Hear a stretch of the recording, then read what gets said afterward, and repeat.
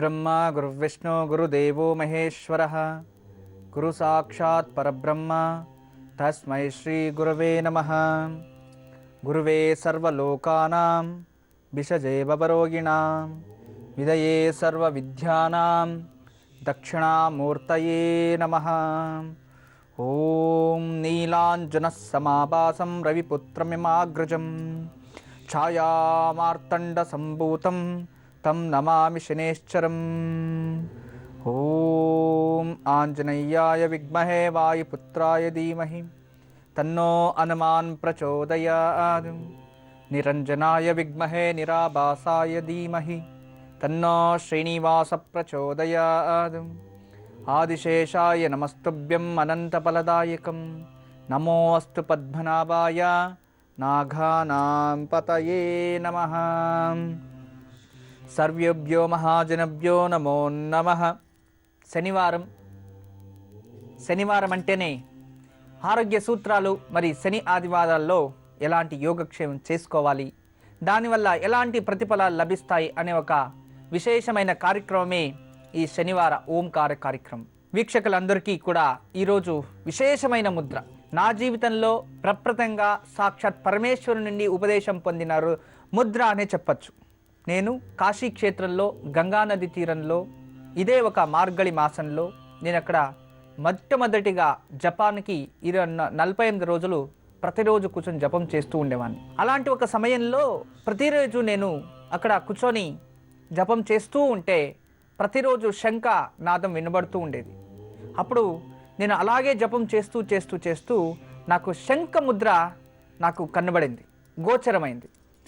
అలే ఏంటిది శంఖముద్ర గోచరమైంది కదా అని ఒకరోజు శంఖముద్రాన్ని అలాగే ప్రాక్టీస్ చేస్తూ వచ్చాను. తర్వాత ఆ శంఖముద్రని ఎలా ఊదాలి, ఆ శంఖముద్రని ఎలా ప్రయోగం చేయాలి, ఆ శంఖముద్ర వేసి మనం ఏం చేయాలి అనేది అలాగే నాకు గోచరమైతా వచ్చింది. తర్వాత దాన్ని అలాగే ప్రాక్టీస్ చేస్తూ వచ్చాను. దానివల్ల ఎన్నో యోగాలు కలిసి వచ్చాయి. ఈరోజు నేను ఇలాంటి ఒక మంచి స్థానంలో కూర్చోవడానికి కూడా ఆ ఒక పరివర్తన నా జీవితంలో చాలా చేంజ్ చేసింది. అలాంటి ఒక శంఖముద్ర, ఆ శంఖముద్రలో శంఖ యోగా శిబిరము అని చేసి లీవింగ్ ఆఫ్ లైఫ్ అని ఒక క్యాప్షన్ ఇచ్చి ఒక 100 మందిని నేను తీసుకెళ్ళి ఆ శంఖ యోగాన్ని ప్రాక్టీస్ చేయించాను. తర్వాత ఇంకొక 6 మాసాల తర్వాత వాళ్ళకున్న రోగాలన్నీ శమనమయ్యి ఇప్పుడు చాలా అద్భుతంగా వాళ్ళే నా డివోటీస్. వాళ్ళ వల్లే ఇలాగే కర్ణాటక, ఆంధ్ర, తమిళనాడు ఇలాంటి ఎన్నో చోటులతో పేరు ప్రఖ్యాతమైంది. అందువలనే ఈ ఒక మీకోసం ఈ ఒక యోగా కార్యక్రమాన్ని ముద్రా యోగా ఆస్తికులకు నాస్తికులకు, నమ్మకం ఉన్నవారికి నమ్మకం లేని వారికి ఇద్దరికీ కూడా ఉన్నతమైన ప్రభావం చూపించే ఒక ముద్ర యోగా. ఇలాంటి అద్భుతమైన యోగా ఈరోజు నేను మీకు తెలియచేస్తున్నాను. శంఖముద్ర. జస్ట్ ఈ శంఖముద్ర వల్ల చాలా అద్భుతమైన ప్రయోగాలు మనకందరికీ కలిసి వస్తాయి. శంఖముద్ర మీరు చూసే ఉంటారు. శంఖముద్ర ఎలా ఉంటుంది, ఎప్పుడు చేసుకోవాలి? ఉదయమైనా చేయొచ్చు, సాయంత్రమైనా చేయొచ్చు. ఈ శంఖముద్రని చూడండి, ఇలాంటి ఒక బట్టన వేలు ఉంటుంది కదా, దీన్ని ఈ ఒక చేతిలో పెట్టి ఇలా బంధించాలి. జస్ట్ ఇలా బంధనం చేయాలి. ఇలా బంధనం చేసి మీరు ఎలా అయినా తిప్పుకోవచ్చు. జస్ట్ ఇలా పెట్టండి, ఇలా పెట్టుకోండి. ఇలా పెట్టుకొని ఈ 3 వేళ్ళు అంటే ఈ 3 వేళ్ళు ఆకాశతత్వము, వాయుతత్వము, తర్వాత పృథ్వీతత్వం, ఈ 3ని ఈ బట్టన వేలికి టచ్ చేయాలి. ఈ టచ్ చేస్తే అప్పుడు మీరు చూసుకోవచ్చు, మీ ముందు శంఖముద్రు బట్టన వేలుని మీరు ఈ 3కి టచ్ చేస్తే మీ ముందు కనబడుతూ ఉంటుంది. మీరు చూడొచ్చు ఇప్పుడు విశేషంగా ఈ బట్టన వేలని ఈ 3 వేల మీకు శంఖముద్ర కనబడుతూ ఉండొచ్చు. ఇప్పుడు కరెక్ట్ ఎగ్జాక్ట్లీ శంఖ మీ ముందే కనబడుతూ ఉంటుంది. శంఖ, దిస్ ఈజ్ శంఖ. అంటే ఇప్పుడు చూడండి, ఇలా కూడా నేను చూపిస్తాను. శంఖ అంటే జస్ట్ ఇలా పెట్టాను, దీన్ని ఇలా 4 వేలతో బంధించాను. తర్వాత ఈ 3 వేలకు బటన వేలతో బంధించాను, టచ్ చేశాను. అప్పుడు ఈ చిటికన వేలిని ఇక్కడ పెట్టాను. ఇప్పుడు మనం చూస్తే మనకి శంఖముద్ర, శంఖ ప్రదర్శనం అవుతుంది. దిస్ ఈజ్ శంఖముద్ర. ఈ శంఖముద్రని ఇలా కూర్చొని ప్రతిరోజు ఉదయం 20 నిమిషాల నుంచి 25 నిమిషాల వరకు దీన్ని ఏకాగ్రతో ఇలా చేయడం వల్ల ఎలాంటి రోగాలున్నా దూరం అయిపోతాయి. విశేషంగా లేడీస్కి ఈ శంఖముద్ర వల్ల నిజంగా మనం చేసింది అయితే ఈ ఒక పిత్త దోషాలు అంటూ ఉంటాం కదా, అవి వెళ్తాయి. అంతేకాకుండా పిటటోరీ గ్లాండ్, గ్రంథియలు అంటారు, పిటటోరీ గ్రంథియలు, వాటిలో ఎలాంటి లోపదోషాలున్నా కూడా అవి దూరం అవుతాయి. విశేషంగా లేడీస్కి అయితే థైరాయిడ్, శంఖ ఎక్కడుంటుందండి, శంఖనాదం ఎక్కడి నుంచి వస్తుంది, శంఖ ఊత్తం కదా, ఇక్కడి నుంచే వస్తుంది, నాభి నుండి. నేను దాన్ని తీసుకెళ్ళి చేయించాను, దాన్ని ఇంకో రోజు చెప్తాను. దాన్ని చేయడం వల్ల, శంఖముద్ర చేయడం వల్ల థైరాయిడ్ సమస్యలు ఖచ్చితంగా దూరంగా అయిపోతాయి. ఇక అసలు మీ లైఫ్లో మీ దగ్గరికి రాదు. దీనికన్నా ఎక్కువగా టాన్సిల్స్, చాలామందికి టాన్సిల్స్ ఆపరేషన్ అవుతూ ఉంటాయి, వాళ్ళు దీన్ని చేస్తూ ఉండొచ్చు. తర్వాత డస్ట్ అలర్జీ వల్ల థ్రోట్ ఇన్ఫెక్షన్ అయిపోయి ఏదేదో అవుతూ ఉంటుంది కదా అప్పుడప్పుడు, వాళ్ళు దీన్ని చేయొచ్చు. తర్వాత ఎప్పుడు ఈ గొంతు ఊదుకోవడం, ఇలాంటి ప్రాబ్లమ్స్, ఇక్కడ ఏదైనా ఇక్కడ ఉంటుంది కదా, అలాంటి ప్రాబ్లం వెళ్ళిపోతూ ఉంటాయి. నిన్న ఇలాగే మేము వెళ్తూ ఉంటే ఒక అతను చెప్పాడు. అతను ఏం చెప్పాడు అంటే, మా పక్కన తెలిసిన వారు చెప్పారు, గురుగారు ఒక చిన్న జోక్ వచ్చింది. ఏంటి అంటే, ఒక అతను ఈ హెడ్ అండ్ షోల్డర్ షాంపూ వేసుకొని స్నానం చేస్తూ ఉండేవారంట. ఏంటి హెడ్ అండ్ షోల్డర్ షాంపూ వేసుకొని దీనికంతా రుద్దుకుంటూ ఉన్నాడంట అతను, వాళ్ళకి దీనికి. ఎందుకు తలకి వెంట్రుకలకు వేసుకోవాలి కదా, ఎందుకు దీనికి వేసుకుంటా, దీనిపైన వచ్చాను కదా, హెడ్ అండ్ షోల్డర్ దీని మధ్యలో దుద్దుకోవాలి అని. అంటే హెడ్ అండ్ షోల్డర్ దానికి కాదండి, మనము అర్థం చేసుకుంటే ఎలాగైనా అర్థం చేసుకోవచ్చు. జస్ట్ మీకు తెలియచేస్తున్నా. అంటే ముద్ర యోగాల్లో కూడా శంఖ ఎక్కడుంటుంది అంటే ఇక్కడ ఉంటుంది. దీనికి సంబంధించిన శంఖ మనకి బాడీలో ఇక్కడ ఉంటుంది అన్నమాట. వీటి నుంచి, హృదయం నుంచి కంఠం వరకు ఎలాంటి దోషాలున్నా కూడా ఈ శంఖ ముద్ర చేస్తే దూరం అయిపోతుంది. మనం ఎన్ని రకాలుగా అర్థం చేసుకున్నా కూడా దాని ఫలితం ఒకటే ఉంటుంది కదా, అలా చేసుకుంటూ ఉండాలి. ఇలా ప్రతిరోజు 20 నుంచి 25 నిమిషాల వరకు ఇలా చేస్తూ ఉండండి. తర్వాత ఎక్కువగా మనం భజనలు చేస్తూ ఉంటాము, పాట పాడుతూ ఉంటాము. ఈ సంగీతం పాడేవాళ్ళు, ఎక్కువ సంగీతం ప్రాక్టీస్ చేసేవాళ్ళు, సంగీతం పాడేవాళ్ళు, భజన చేసేవాళ్ళు, నాకు ఈ సంగీతం అంటే చాలా ఇష్టము కానీ నా కంఠం బాగాలేదే అనేవాళ్ళు దీన్ని చేస్తూ ఉండండి. ఖచ్చితంగా అంశ కంఠం అయిపోతుంది మీకు. అంటే కోకిల కంఠం కావాలంటే మీరు దీన్ని ప్రాక్టీస్ చేయాలి. ఖచ్చితంగా మీ కోకిల కంఠ అవుతుంది, వస్తుంది కూడా. దీన్ని ప్రాక్టీస్ చేయాలి. పర్టికులర్ ఇది కంఠ శుద్ధి అవుతుంది, అంటే మన కంఠం శుద్ధి అవుతుంది. తర్వాత దీన్నే ఉదయం ఏదైనా ఒక ఈవెంట్, నేను ఎప్పుడైనా అనుకూలమైతే దాన్ని చేయగలము. చూడండి, ఈ ఒక శంఖముద్రని ఇలా పట్టుకొని మనం ఇలా తల పైకెత్తి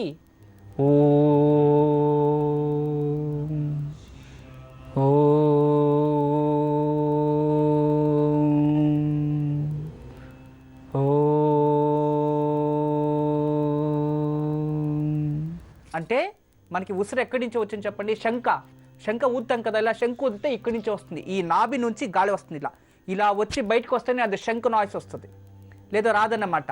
మనం ఇలా తలపైకెత్తి జస్ట్ ఇలా ఎత్తి ఈ ముద్ర వేసుకొని ఇలా రోజుకి 7 సార్లు, ఉదయం లేవగానే సాయంత్రము ఇలా మీరు చేసేసారు అనుకోండి, ఎలాంటి ఫలితాలు వస్తాయి, ఏమవుతుంది, దానివల్ల ఎలాంటి జ్ఞానం పొందొచ్చు, ఎలాంటి దివ్య దృష్టి మనకు ఆకర్షిస్తుంది, ఇప్పుడే తెలియచేస్తాను. ముద్ర ప్రాక్టీస్ చేస్తూ ఉండండి. శంఖముద్ర ప్రాక్టీస్ చేస్తూ ఉంటారు ఎంతోమంది. దీనివల్ల ఎన్నో అద్భుతమైన శక్తులు కలిసి వస్తాయి. ఒక శంఖనాద ఊదితేనే ఆ శబ్దం ఎంత దూరం వెళ్తుందో అంత దూరం వరకు భూత ప్రేత పిశాచిని శాకిని డాకినీలు అన్నీ దూరం అయిపోతాయి అని చెప్తుంది. It's a fact. మనము ఇలా ప్రాక్టీస్ చేస్తూ ఉంటే మన దేహంలో ఉన్న దుర్గుణాలన్నీ దూరం అయిపోతాయి, మంచి గుణాలు వస్తాయి. శంఖనాదం ఎలాంటి శ్రేష్టమవుతుందో అలాంటి శ్రేష్ఠ వ్యక్తి అవ్వగలం మనం. ఏం చేస్తే ఇలా శంఖముద్రని వేస్తూ ప్రాక్టీస్ చేయడం వల్ల రోగబాధలు దూరం అవుతాయి. అలాగే ఇలా ప్రాక్టీస్ చేసుకొని మన ఉసిరం తివ్వాలన్నమాట. ఓమని ఇలా నేను చూపించాను కదా, దిస్ ఈజ్ ఈ ఒక సీక్రెట్ నాకు సాక్షాత్ పరమేశ్వరుని నుండి నాకు ఉపదేశం జరిగిన ఒక తంత్రం. ఇది నా కష్టార్జితం. ఈ ఒక ముద్ర చరక సంహితలో ఉండొచ్చు. ఇది వేసి ఇలా చెయ్యాలి అనేది నాకి భగవంతుడు ఇచ్చిన ఒక కష్టార్జితం, నేను సంపాదన చేసినది. ఇది నాది. నేను అందుకే పౌరుషంగా చెప్పుకుంటాను, ఇది నాది, నాకు దొరికింది, పరమేశ్వరుడు ఇచ్చా అంటే ఇట్స్ ఎ మెయిన్. దాన్ని చెప్పుకోవడానికి చాలతా లేదండి, నాకు అంత ఖుషి అవుతుంది. ఎందుకంటే ఈ ముద్ర నాది. దీనివల్ల ఎంతోమందికి ఉపయోగం అయిపోయింది. ఎంతోమంది మూగవాళ్ళు నాకు ఇది వాయిసే వస్తా లేదు గురుగారు, మాట్లాడలేదు అన్న వారు కూడా ఈ ముద్ర చేసి వాళ్ళు ఓంకారాన్ని పఠించి ఈరోజు మాట్లాడగలుగుతున్నారు. అలాంటి ఉదాహరణలు ఎన్నో ఉన్నాయి. అది నాకు మాత్రమే తెలుసు. అందువలన ఈ ఒక ప్రతిరోజు మీరేం చేస్తారు, పిల్లలు సాయంత్రం పూట ఆడుకోవడానికి వెళ్తారు కదా, ఒక మైదానంలో బాగా మట్టిలో ఆట ఆడేస్తారు. వచ్చి ఆ మట్టి లోపలికి అంతా వెళ్ళింటుంది. అప్పుడు మనకి ఇవన్నీ కూడా ఇన్ఫెక్షన్స్ అవుతాయంట. పిల్లలు వచ్చి చేతులు కాళ్ళ కడుక్కొని ఓన్లీ 5 to 6 minutes ఈ ముద్రని వేసి ఏకాగ్రతగా ఒక 5 నిమిషాలు నిల్చుకోవాలి. లేదా వాళ్ళు చదువుకోవడానికి ఒక 5 నిమిషాలు ఇలా చేయడం వల్ల మెమొరీ లాస్ కూడా కాదు. చూడండి ఎంత అద్భుతమైందో, ప్రతి ఒక్కరు చేయొచ్చు. తర్వాత మనము వెళ్ళింటాం. ఎక్కడ వెళ్ళింటాం చెప్పండి? బయట తిరగాడింటాం, బైక్లో వెళ్ళింటాము. ధూళు మట్టి అవి ఇవి ఉసిరాట, హెల్మెట్ వేసుకోము, లేదా ఒక ఏది పెట్టుకోము, మన లోపల అన్నీ వెళ్ళింటాయి. మనం ఇంటికి వెళ్ళంగానే జస్ట్ ఫ్రెష్ అప్ అయిపోయి ఒక 5 minutes 5 నిమిషాలు మనకేం టీవీ ఆన్ చేయండి, ఒక ఛానల్ పెట్టండి, దాని ముందు కూర్చొని కళ్ళు మూసుకొని వింటూ ఉండండి. జస్ట్ టీవీ చూస్తేనే అర్థమవుతుందా? వింటూ ఉంటే కూడా అర్థమవుతుంది కదా. ఇప్పుడు ఆడవాళ్ళంతా చాలా బుద్ధిమంతులు అయిపోయినాయి. ఎలా అంటే ఓంకార కార్యక్రమాన్ని ఉదయం లేవగానే ఆన్ చేస్తారు మా టెలివిజన్ని. 10:30 వరకు అది వింటూ ఉంటే చాలు. వస్తారు కదా గురుగారు, వాయిస్ వినబడితే అక్కడ పాపం వాళ్ళు ఏదేదో పనులు చేస్తూ ఉంటారు. చూడండి మంచి టిప్ ఇది కూడా. మీరు ఛానల్ మార్చే అవసరం లేదు.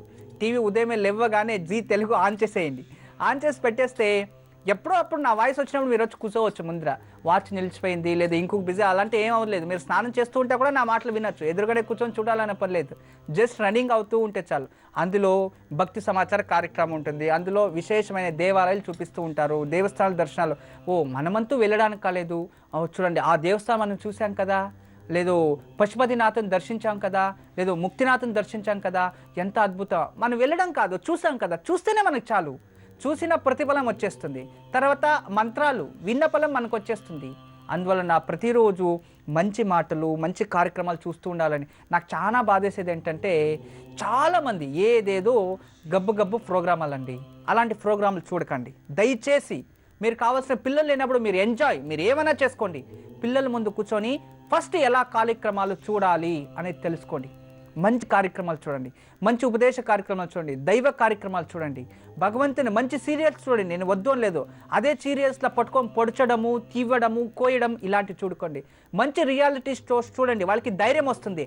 అదే రియాలిటీ షోస్లో చెడ్డ మాటలు మాట్లాడడము, డబల్ మీనింగ్ మాటలు మాట్లాడడము, ఇలాంటివి కార్యక్రమాలని దయచేసి పిల్లలకి చూపించకండి.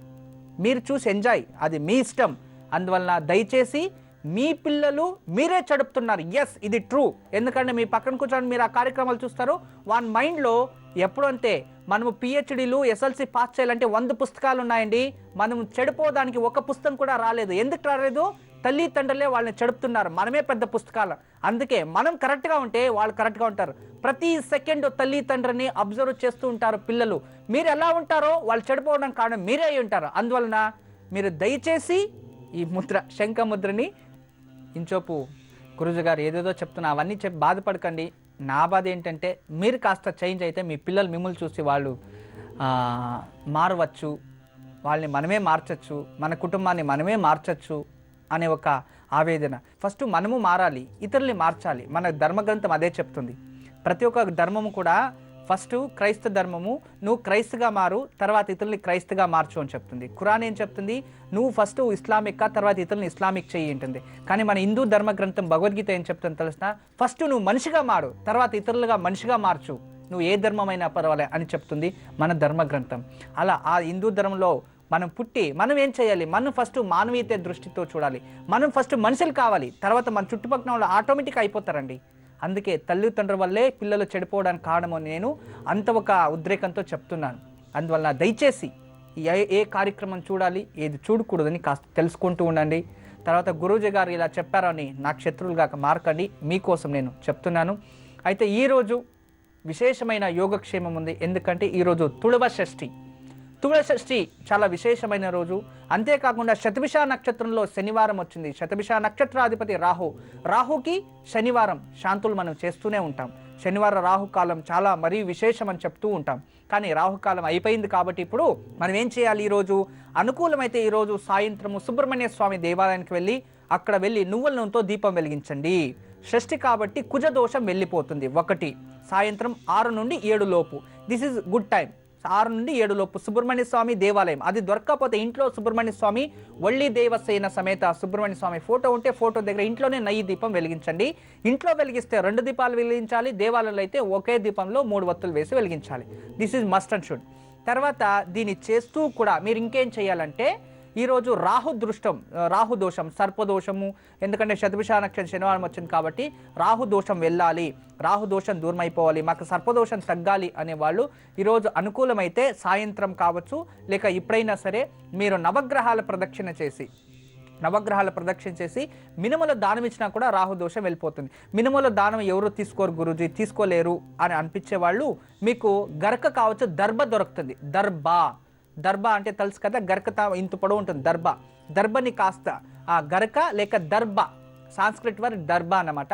ఆ దర్భని తెచ్చి మన హోమాలకు అంతా యూజ్ చేస్తాం. ఈ గ్రహణ కాలంలో దర్భని కాస్త వేస్తుంటాం కదా, అలాంటి దర్భని కాస్త తెచ్చి దాన్ని ఈరోజు సాయంత్రము ఇంట్లో దీపం వెలిగించి దాన్ని అదే దీపంలో కాస్త కాల్చి దాన్ని తీసుకొచ్చి ఇంట్లో ఉన్నవారు ఎవరికైతే సర్పదోషం ఉందో వాళ్ళు ప్రతిరోజు దాన్ని అలాగే నెయ్యిలో కలిపి దాన్ని కాస్త నుదుటిపై పెట్టుకుంటూ ఉంటే సర్పదోషం తగ్గిపోతూ ఉంటుంది. ఇలాంటి అద్భుతమైన తంత్ర ప్రయోగం ఈరోజు ఈ యోగక్షేమం చేస్తే రాహుదోషము పోతుంది, కుజదోషము పోతుంది. ఖచ్చితంగా మీరు చేయండి. ఈరోజు సాయంత్రం 6 నుండి 7 గంటల మధ్య సుబ్రహ్మణ్య ఆలయంలో 3 ఒత్తులు వేసి నువ్వుల నూనెతో దీపం వెలిగించాలి. ఇంట్లో అయితే వల్లి దేవసేన సమేత సుబ్రహ్మణ్య స్వామి ఫోటో ముందు 2 నేతి దీపాలు వెలిగించాలి. దీనివల్ల కుజదోషం నివృత్తి అవుతుంది. సర్పదోషం ఉన్నవారు ఈరోజు ఏ సమయంలోనైనా నవగ్రహాలకు ప్రదక్షిణ చేసి మినుములు దానమివ్వాలి, లేదా గరిక తెచ్చి ఇంట్లో దీపంలో కాల్చి ప్రతిరోజు నెయ్యి కలిపి నుదుట ధరించాలి.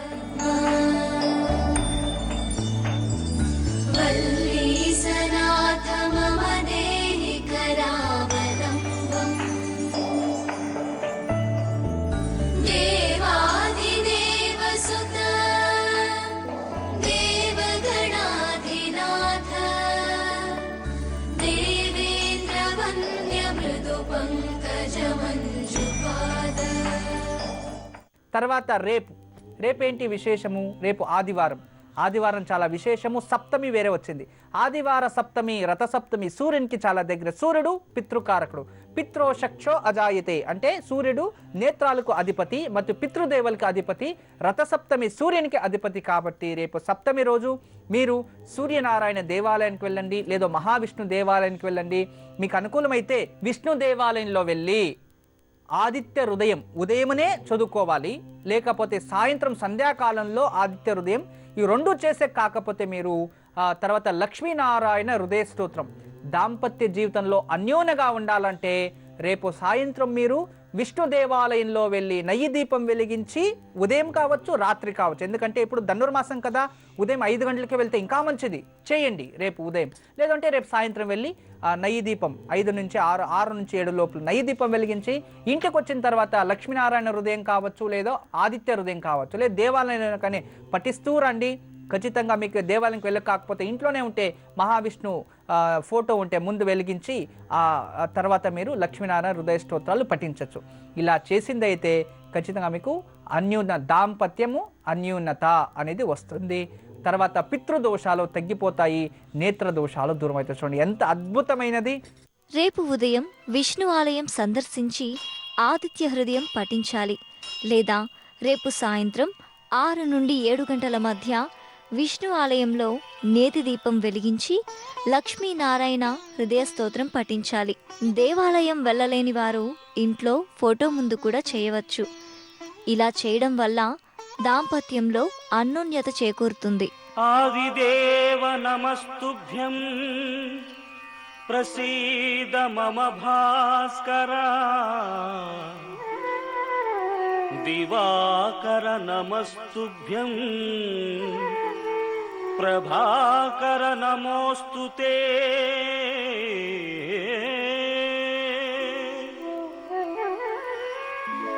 సప్తాశ్వరథమారూఢం ప్రచండం కశ్యపాత్మజం శ్వేతపద్మధరం. ఈ ఒక థైరాయిడ్ ప్రాబ్లం, తర్వాత మూగవారు, తర్వాత ఓంకారాన్ని మనం ఇలా పైకెత్తి పఠిస్తే దివ్య దృష్టి మనకొచ్చి మనలో ఒక దైవిక మనోభావ ఏర్పడి మన జీవితాన్నే మార్చగల శక్తి ఇస్తుంది. ఉదయము 7 సార్లు, సాయంత్రం 7 సార్లు చేయాలి. ఇలా చేయడం వల్ల పైకెత్తి ఇలా ఓం అనడాని వల్ల నాభి మూలాధార చక్రం నుండి శ్వాసని ఇలా తీసి సహస్రచారానికి వెళ్తుంది, అంటే ఏకాగ్రత చేస్తుంది. 7 చక్రాలు జాగ్రత్త వ్యవస్థకు వస్తాయి. 7 చక్రాలు జాగ్రత్త వ్యవస్థకు వచ్చాయంటే మనలో ఆధ్యాత్మికత అనేది వచ్చేస్తుంది, మనకి దైవిక మనోభావం వచ్చేస్తుంది. మనల్ని ఎవరు చూడని ఆ చేతులెత్తి నమస్కారం చేయాలి, వాళ్ళు మనకి గౌరవిస్తారు. అలాంటి అద్భుతమైన శక్తి మనకు ప్రసాదిస్తుంది. అంతేకాదు ప్రకృతి కూడా మనకి సపోర్ట్ చేస్తుంది.